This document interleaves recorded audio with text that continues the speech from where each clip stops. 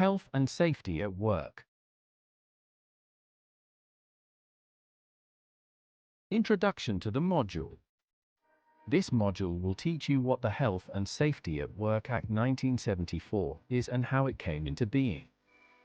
You will learn how it came to make such an impact on UK law and the industrial business sector. The importance of health representatives is also explored. Topics to be covered in this module. The Health and Safety at Work Act 1974. Role of Health and Safety Representative. Smoking law at work. Suspensions from work for medical reasons. Workplace temperatures. Health and safety protection extended to workers. The Health and Safety at Work Act 1974. UK law dictates that employers have the moral and legal obligation to ensure the health and safety of their employees, and to ensure that fail-safes and processes are in place to protect them. The groundwork for this enduring legislation can be traced back to 1970, and the approval of this in 1974 meant safer working conditions for UK employees. The Health and Safety at Work Act 1974 is the main piece of legislation that covers workplace health and safety in the UK. It is otherwise known as HSWA, the HSW Act, the 1974 Act, or HASAWA. It was introduced as a result of findings from the Robins Report, which started in 1970 and was led by Lord Alfred Robins, a politician and industrialist.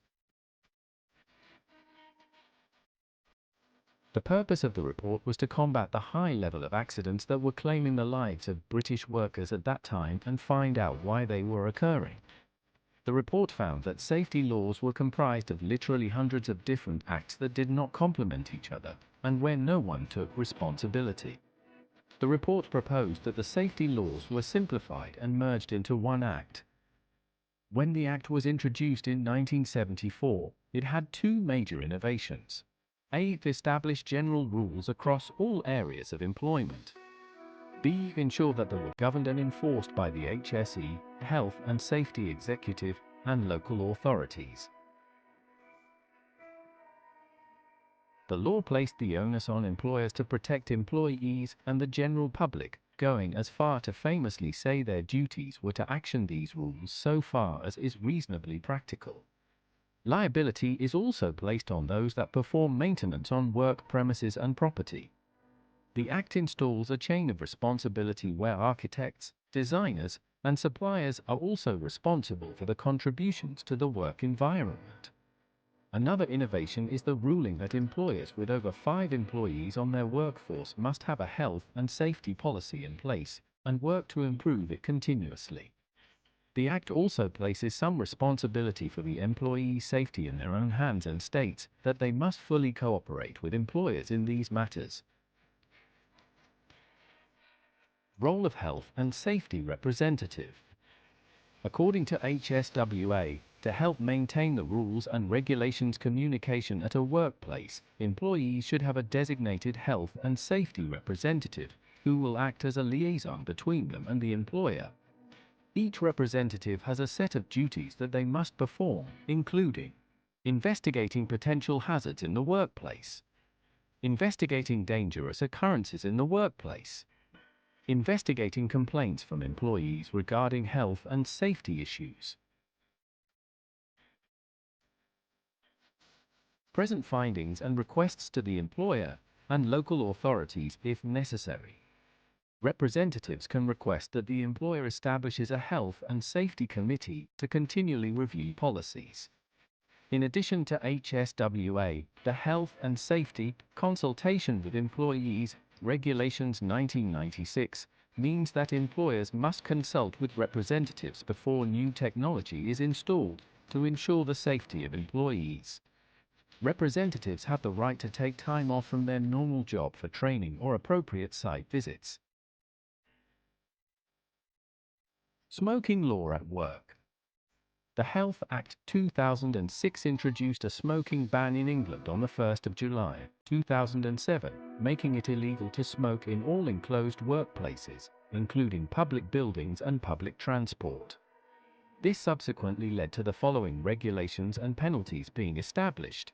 Employees can be fined up to £200 if they smoke in the workplace, up to £50 in Scotland. Businesses must display no smoking signs in all workplaces and company vehicles.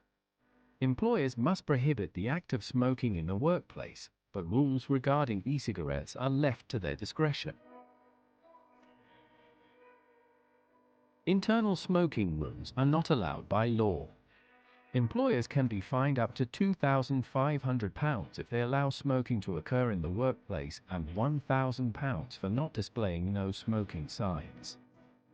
In Scotland, there is a fixed penalty fine of £200, which can go up to £2,500 if the fine isn't paid. The only exception where smoking rooms are accepted is within residential care homes and hospices, but they must be ventilated. Suspensions from work for medical reasons. In some cases, an employer can enforce a suspension on an employee from work and the workplace. But this will be based on a health and safety reason rather than a disciplinary one. A risk assessment must be held before a decision is made. The medical suspension could occur if an employee has an allergic reaction to a substance in the workplace or becomes pregnant when working in a laboratory or clinic that uses radiation. A risk assessment of the environment is advised. There are extra steps to take if a suspension involves a pregnancy to ensure that sex discrimination does not take place. This involves making reasonable adjustments to remove risks from the employee and their baby, banning harmful materials, etc. Adjusting the employee's surroundings or their working hours. Allowing the employee to take on alternative work with their current employment contract.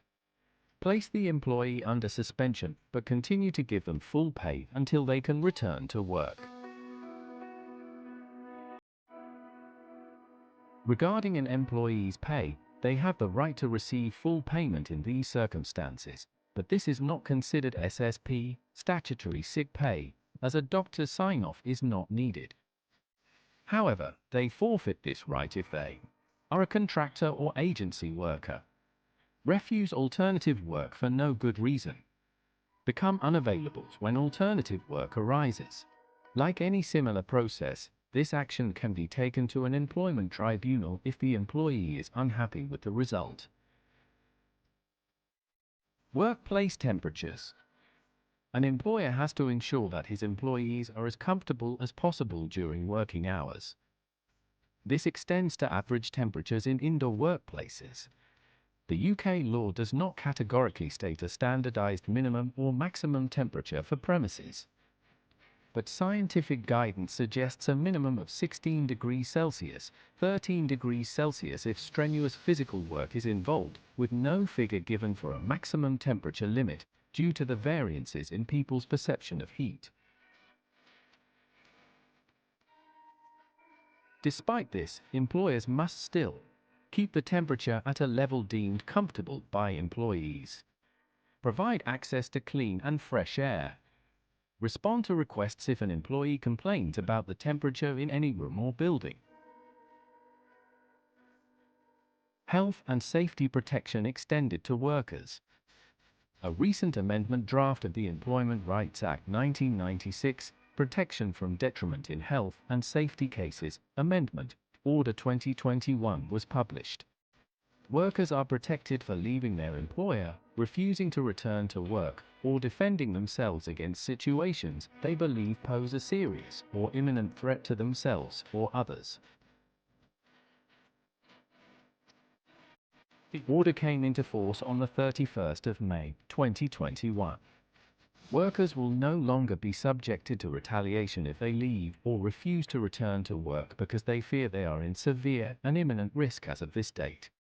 Previously, the Employment Rights Act 1996 Section 44 right only extended to employees. Summary. In this module, we have covered the following points. The Health and Safety at Work Act 1974 originated from a government-sponsored report into the number of accidents claiming lives in the industrial sector. Health and safety representatives create an essential communication link between employees and employers. Smoking has been prohibited in UK indoor workplaces since 2007. Suspension from work can be actioned to protect employees from harm, rather than just to enforce discipline. There is not a legal limit set in place for minimum and maximum temperatures in a workplace.